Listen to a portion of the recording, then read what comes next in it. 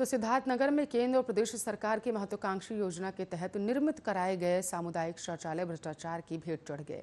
संपूर्ण लागत के भुगतान होने के बावजूद शौचालय आधे अधूरे रह गए। जिला प्रशासन ने अपनी जिम्मेदारियों से पल्ला झाड़ लिया। इस कारण से आम लोगों के लिए बने सामुदायिक शौचालय का लाभ लोगों के पहुंचने के पूर्व ही दम तोड़ चुका।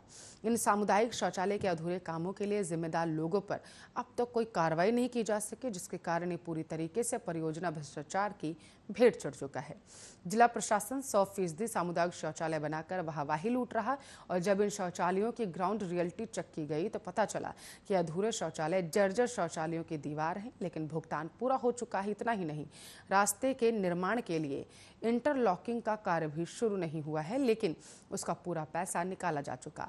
विकास खंड बर्डपुर में ग्राम पंचायत बजहा में सरकार ने स्वच्छता मिशन के तहत सामुदायिक शौचालय का निर्माण कराया। अधिकारियों की निगरानी में पूरे पैसे का भुगतान भी हो चुका है, लेकिन धरातल पर सभी कार्यों में कुछ न कुछ बाकी जरूर है।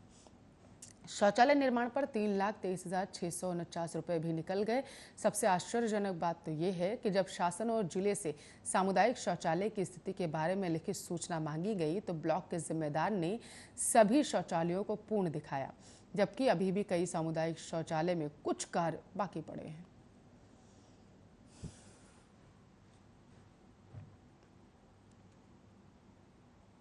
केंद्र सरकार ने सुप्रीम कोर्ट को बताया है कि कोविड-19 से होने वाली मौतों के लिए राष्ट्रीय बीमा कवरेज प्रदान करने को लेकर वर्तमान में कोई नीति या योजना और दिशा निर्देश नहीं है।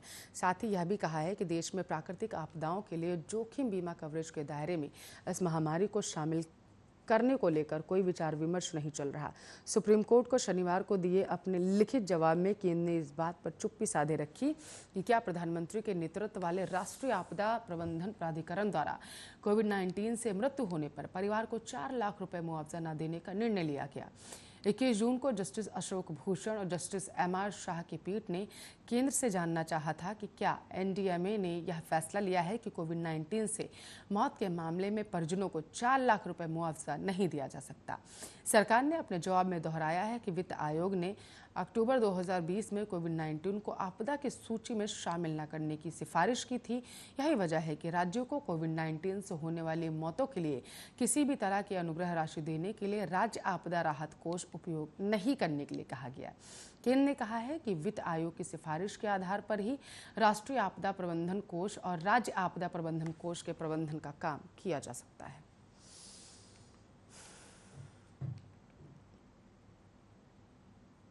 कोविड की संभावित तीसरी लहर के बीच देश की राजधानी दिल्ली में लॉकडाउन में छूट का दायरा सख्ती के साथ बढ़ा दिया गया है। दिल्ली में लगातार कम हो रहे कोरोना संक्रमण को ध्यान में रखकर अनलॉक 5 में अब कोर्ट व घरों से बाहर निकलकर banquet hall, marriage hall, hotel में शादी करने की इजाज़त दी गई।